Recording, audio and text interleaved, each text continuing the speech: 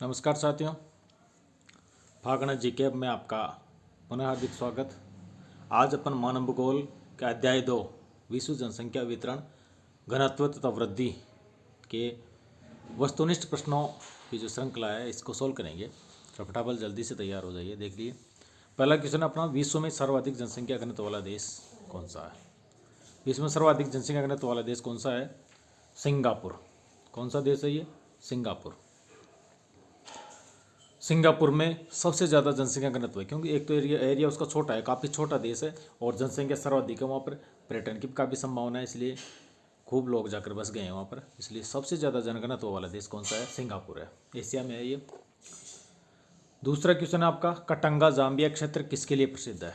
Katanga Zambia क्षेत्र किस धातु के लिए प्रसिद्ध है? लोहा के लिए, तांबा के लिए, जिंक के लिए, एल्यूमिनियम के लिए? तो ये प्रसिद्ध है तांबा के लिए। किसके लिए प्रसिद्ध है ये? तांबा के लिए प्रसिद्ध है। इसके बाद क्वेश्चन 3 है, किसने कहा था कि लोगों की संख्या खाद्य आपूर्ति की अपेक्षा अधिक तेजी से बढ़ेगी? यानी एक विद्वान ने ये बताया था कि जितनी आप खाद्य आपूर्ति करोगे ना, यानी अनाज का उत्पादन करोगे या दूसरी वस्तुओं का जो खाने वाली चीज़ों का उत्पादन करोगे, उसकी अपेक्षा जनसंख्या बहुत तेज़ी से बढ़ेगी। जनसंख्या बहुत तेज़ी से बढ़ रही है। ये किसने कहा था? ये कि जनसंख्याविद हैं माल्थस, ट्रिवार्था, फिंच, इनमें से कोई नहीं। तो इसमें आंसर होगा आपका माल्थस। क्या आंसर होगा इसमें? माल्थस। किसने कहा था ये? माल्थस ने कहा था।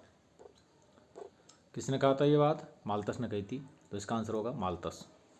इसके बाद चौथा क्वेश्चन है, जापान का कोबे ओसाका क्षेत्र जिस कारण से घना बसा हुआ है, वहाँ पर घना बसा हुआ होने का क्या कारण है? यानी बहुत ज़्यादा जनसंख्या वहाँ पर बसी हुई है, उसका आकार है भुआकृति। उसकी भुआकृति इस प्रकार से है कि लोग वहाँ पर ज़्यादा बसे हुए हैं। भुआकृति, इसका आंसर होगा भुआकृति। इसके बाद क्वेश्चन नंबर 5 है, जनांकीय संक्रमण की प्रथम अवस्था संबंधित है। जनांकीय संक्रमण की प्रथम अवस्था किससे संबंधित है? उच्च जन्म दर या मृत्यु दर? जन्म दर का घटना, मृत्यु दर का बढ़ना, या फिर जो मृत्यु दर दे रखी है इसमें निम्न मृत्यु दर। क्या है? निम्न मृत्यु दर। तो इसमें से आपका आंसर होगा जनांकीय संक्रमण की जो पहली अवस्था है, 3 अवस्थाएं थी, उसमें पहली अवस्था है उच्च जन्म दर और उच्च मृत्यु दर। उसमें पहले शुरुआत में जन्म दर भी बहुत ज़्यादा थी और मृत्यु दर भी बहुत ज़्यादा थी। उसके बाद फिर जन्म दर कम हुई लेकिन मृत्यु दर उतनी रही। उसके बाद फिर जन्म दर और मृत्यु दर दोनों ही कम हो गई। तो इसका आंसर होगा आपका 5वें का ए, उच्च जन्म दर और मृत्यु दर। छठा है, 2 समय बिंदुओं के बीच हुए जनसंख्या के परिवर्तन को यदि प्रतिशत में व्यक्त करें तो वह क्या कहलाएगा? जनसंख्या की वृद्धि, जनसंख्या की वृद्धि दर, जनसंख्या का विकास, जनसंख्या की प्राकृतिक वृद्धि। इसका आंसर होगा जनसंख्या की वृद्धि दर। 2 समय बिंदु यानी 2 साल या 10 साल के बीच में जो जनसंख्या में परिवर्तन होता है, कितना बढ़ी या घटी, प्लस में हो सकती है, माइनस में हो सकती है, तो क्या कहलाती है? जनसंख्या की वृद्धि दर। वृद्धि दर है ये। 7वां क्वेश्चन है, जनसंख्या परिवर्तन को मापने के लिए निम्नलिखित में से कौन सा घटक अनिवार्य नहीं है? कौन सा घटक है वो अनिवार्य नहीं है? प्रजननशीलता, मृत्यता, प्रवास और स्वास्थ्य। जनसंख्या में परिवर्तन देखो, प्रजननशीलता से भी यानी जन्म दर से भी जनसंख्या बढ़ती है या घटती है, मृत्युता से भी बढ़ती घटती है, प्रवास से भी एक जगह से दूसरी जगह जो व्यक्ति जाते हैं तो उसमें भी घटत बढ़त होती है, लेकिन स्वास्थ्य ये कोई फर्क नहीं पड़ता। तो इसका आंसर होगा आपका स्वास्थ्य, ये वाला आंसर डी इसका आंसर होगा। इसका था जनसंख्या वृद्धि दर और इसका जो उच्च जन्म दर और मृत्यु दर। इसके बाद अगला क्वेश्चन है अपना, जनसंख्या की सबसे कम वृद्धि दर कहाँ पाई जाती है? जनसंख्या में जो सबसे कम वृद्धि दर है वो कहाँ है?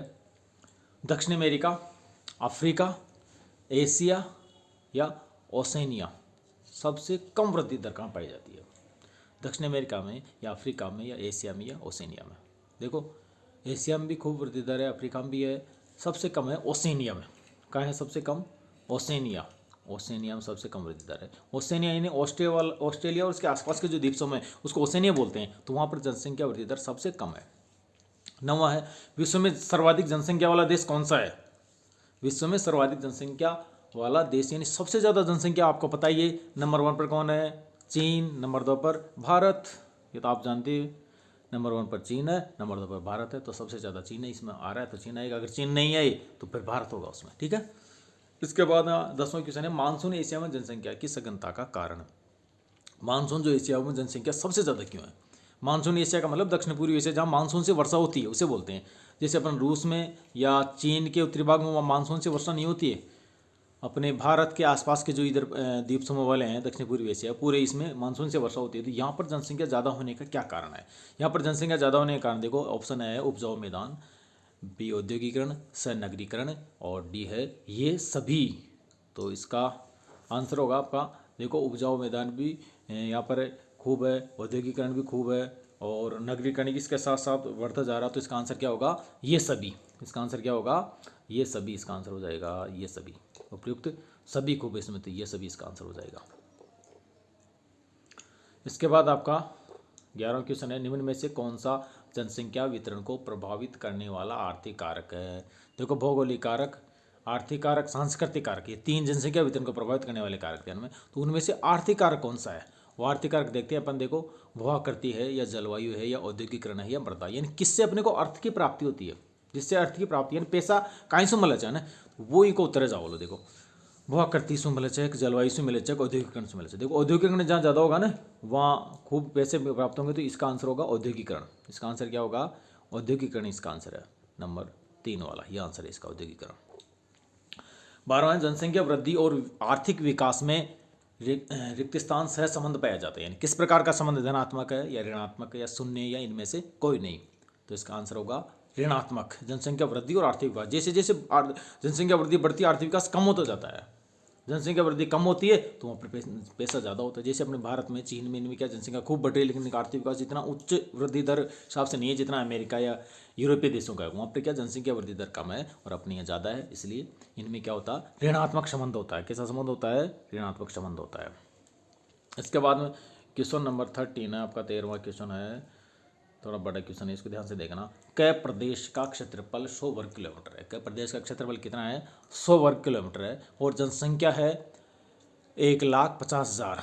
जनसंख्या कितनी है? 1,50,000 है। उस प्रदेश का जनसंख्या घनत्व होगा, यानी जनसंख्या घनत्व कितना होगा इसका? इसका जनसंख्या घनत्व कितना होगा? है 15 व्यक्ति प्रति वर्ग किलोमीटर। दूसरा है 150 व्यक्ति प्रति वर्ग किलोमीटर। नंबर 3 है 1500 व्यक्ति प्रति वर्ग किलोमीटर। और नंबर 4 है 15,000 व्यक्ति प्रति वर्ग किलोमीटर। देखो जनसंख्या घनत्व निकालने का आपको सूत्र तो पता है ही। क्या है जनसंख्या घनत्व निकालने का सूत्र? है देखो आपकी टोटल जो जनसंख्या है, ऑप्शन क्या आएगा? देखो एक तो सूत्र है इसका, जनसंख्या बटा क्षेत्रफल। जनसंख्या बटा क्षेत्रफल। तो जनसंख्या कितनी है इसमें? जनसंख्या कितनी है? देखो 1,50,000। जनसंख्या कितनी है? 1,50,000।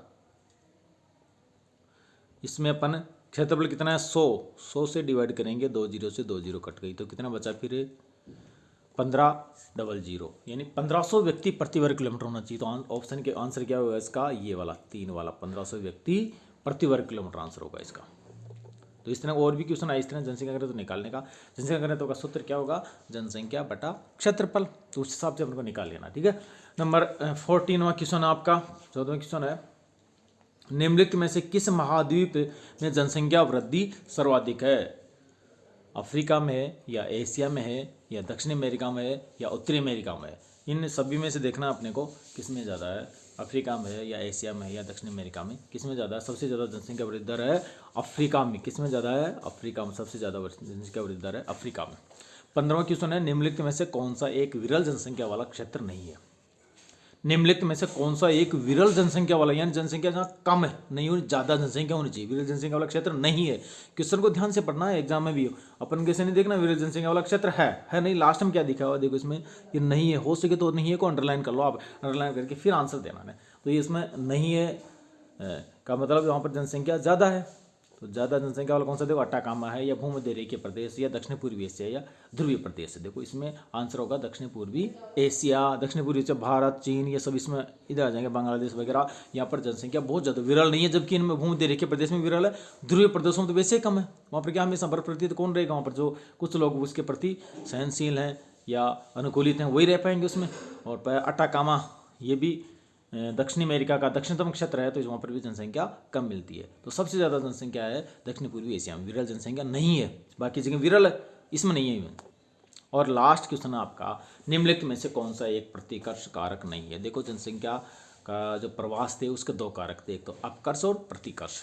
अपकर्ष कारक जो आकर्षित करते हैं, जहाँ बुलाने के लिए आकर्षित करते हैं आपको, और प्रतिकर्ष कारक जो छोड़ने के लिए मजबूर करते हैं, किसी स्थान को जो छोड़ने के लिए मजबूर करते हैं वो तो क्या होते हैं, प्रतिकर्ष कारक। जो आकर्षित करते हैं वो अपकर्ष कारक। जो आपको अप यानी ऊपर की तरफ खींचते हैं उसकी तरफ बुलाते हैं। जहाँ पर मान लो जलाभाव है, ये कौन सा, पानी की कमी होगी तो कौन सा कारक होगा, ये प्रतिकर्ष कारक तो हो गए।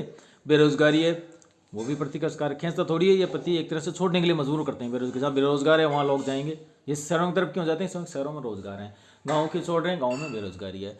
जहाँ उद्योग धंधे ज़्यादा हैं वहाँ लोग ज़्यादा जाकर रहते हैं। कुछ लोग सुविधाओं के हिसाब से शहरों में जाते हैं, सुविधाएं भी खूब होती है, जैसे चिकित्सा सुविधा है, शैक्षणिक सुविधा है, परिवहन की सुविधा है, ये सब। और चौथा है महामारी, जहाँ महामारी ज़्यादा आती है वहाँ से भी लोग पलायन करते हैं, या युद्ध की स्थिति होती है वहाँ से पलायन करते हैं। तो ये सब तो क्या है, आपके प्रतिकर्ष कारक है। जब तीसरा है चिकित्सा एवं शैक्षणिक सुविधाएं, ये क्या है, अपकर्ष कारक है। तो इसमें क्या आंसर होगा आपका, चिकित्सा और शैक्षणिक सुविधाएं। अब इसको अपन देखते हैं, तो प्रतिकर्ष कारक नहीं है, फिर नहीं है, कुछ गौर करना है। देखो यानी कि क्या है, फिर वो अपकर्ष कारक है। तो इसी में से अपकर्ष कारक ढूंढना है। देखो ऑप्शन में दे दिया आपको प्रतिकर्ष कारक, आपने पढ़ा प्रतिकर्ष कारक, तुरंत जलाभाव लगा दिया, बेरोजगार देखा, आपने बेरोजगारी का आंसर कर दिया, जबकि ऐसा नहीं होना चाहिए। पूरा क्वेश्चन को ध्यान से पढ़ना है इसको।